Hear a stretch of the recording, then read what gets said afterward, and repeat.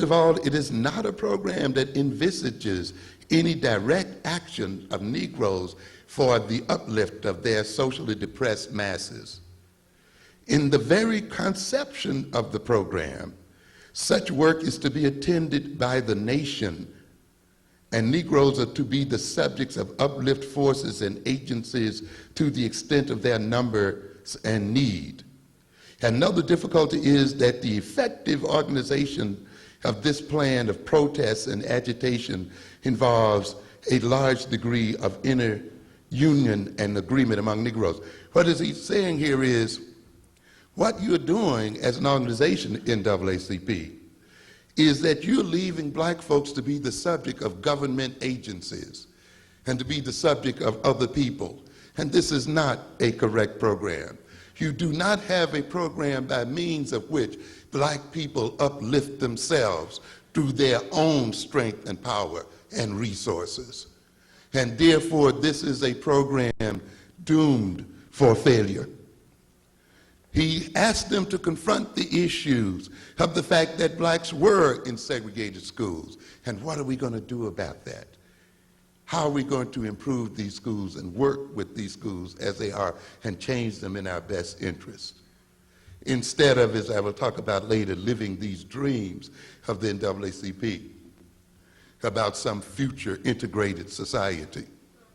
In his letter of resignation, he states, today this organization, referring to the NAACP, which has been great and effective for nearly a quarter of a century, finds itself in a time of crisis and change, without a program, without effective organization, without executive officers who have either the ability or disposition to guide the National Association for the Advancement of Colored People in the right direction. We can literally say the same thing about the NAACP when? Today. So more than classifying Du Bois or classifying Washington, I think it would be far more productive for us to look at the issues that Du Bois and Washington and the others were dealing with, and that was the issue of the crisis of leadership in the black community. Instead of looking at the talented merely as some elitist approach to the solution of black problems, we must look at it within the context of people who were struggling to find some leadership structure that would resolve the issues which confront black people, one of which might have been the use of a talented group, another which may have been the use of the emphasis on economic development, you see. So I think before we get lost in classifying and categorizing, we should deal with the real issue, and that issue is that there is a crisis of leadership in the African American community, and this crisis of leadership has been going on now for well over 80 years. So as early as the 1900s and the late 1800s, blacks were wrestling over the issue of the appropriateness of leadership. Du Bois, in resigning and getting kicked out of the NAACP, is dealing with the fact that it is during the Depression and that he is looking at this organization. And the crisis that the NAACP is experiencing is the fact that it has no economic program to meet the needs of the starving black people during that Depression. It was without program. It had permitted Jews and other white liberals to infiltrate its organization and impose what Harold Cruz calls non-economic liberalism on them as the central part of their program. A program that did not in any way deal directly with the economic issues facing the black community. And so, yes, still here, still the problem. We are faced exactly with the same situation today. As the American system was undergoing restructuring during the Great Depression, as capitalism, American capitalism, was basically on its deathbed, Black people and the leadership of black people faced a major crisis. And just as Roosevelt saved capitalism through the socialistic programs of the New Deal, the NAACP was saved for a change. But today we are still faced with the same issue. Now we are undergoing another major restructuring of the American economic system, a major restructuring of the global economic system. And now we are faced again with an organization which is supposed to be our premier leadership organization that has no economic plan, no program, has not even yet written one or talked about one, except to throw out a word or two that we are going to be concerned about the economics of black folk. That now is raising $100 million to try to wake up its corpse. If you read the other day, Reginald Lewis willed them $2 million.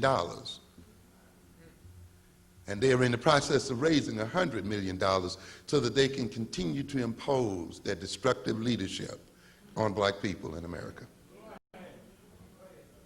We have to watch this kind of thing. It'll come back to this. So what does he mean? And we got a bunch of people running to Africa, sponsored by corporations, having an economic summit in Africa when they have yet to have one in the United States.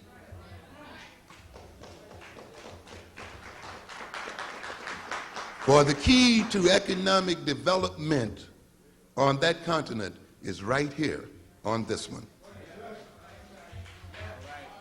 But we have a leadership that finds it easier to lead and deal with faraway problems and issues rather than to deal with the ones right here at home. And this is a major issue. Why are we faced with these same problems again and again?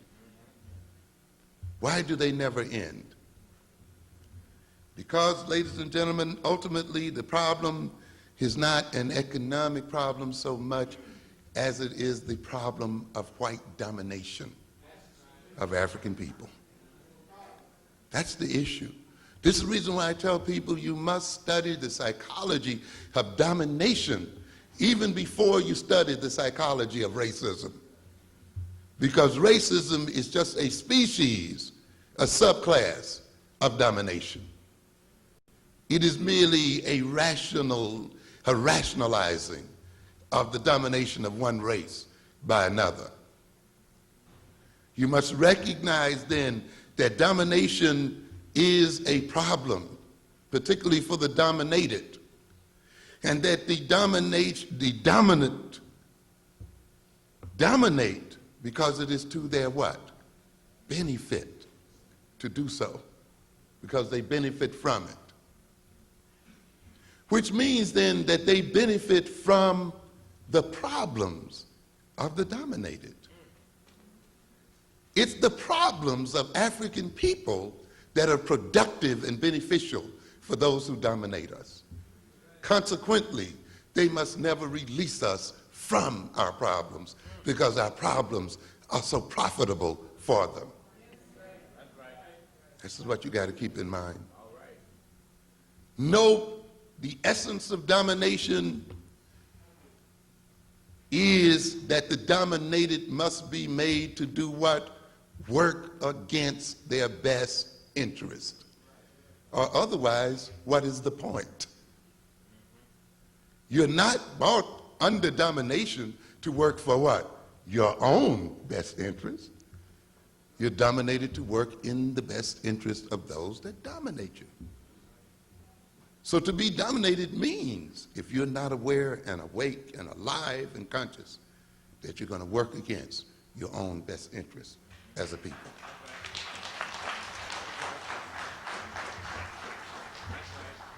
And that means then, as long as domination continues, the problems generated by domination will continue. And even when one problem invented or created by domination appears to have been solved, what is going to happen? Another will arise. or the same problem will take what?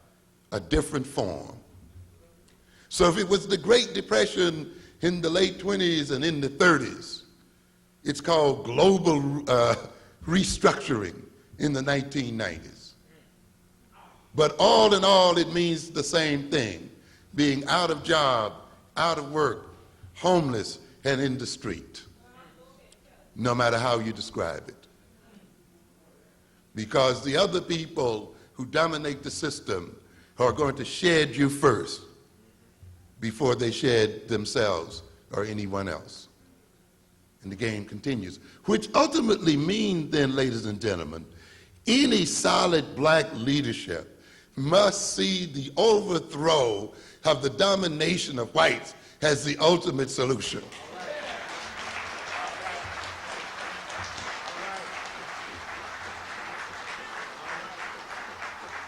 It must see the destruction of white supremacy and the disempowering of the white man as one of its major goals. Otherwise, you'll never get out of it. And one day, if he sees that the ultimate benefit to himself lies in the total death and destruction of African people, then he's going to kill you dead. And if you look at the history of the European, he does not feed useless people for long. The Indian, the Native American was wiped out on this continent because to a great extent he was of little or no economic use to the European. No amount of love, no amount of constitutional rules and laws will prevent this from happening to African people. We have to come alive to that fact. And African people are becoming economically useless the world over. When they finally stabilize this old shaky Soviet Union, who has mineral wealth that rivals that of the African continent, that's already now dumping metals and minerals and so forth on the world markets and depressing those prices at this point. When they bring that country online, will the African continent even be able to survive by selling its raw materials? That's a major problem. The sellout of Nelson Mandela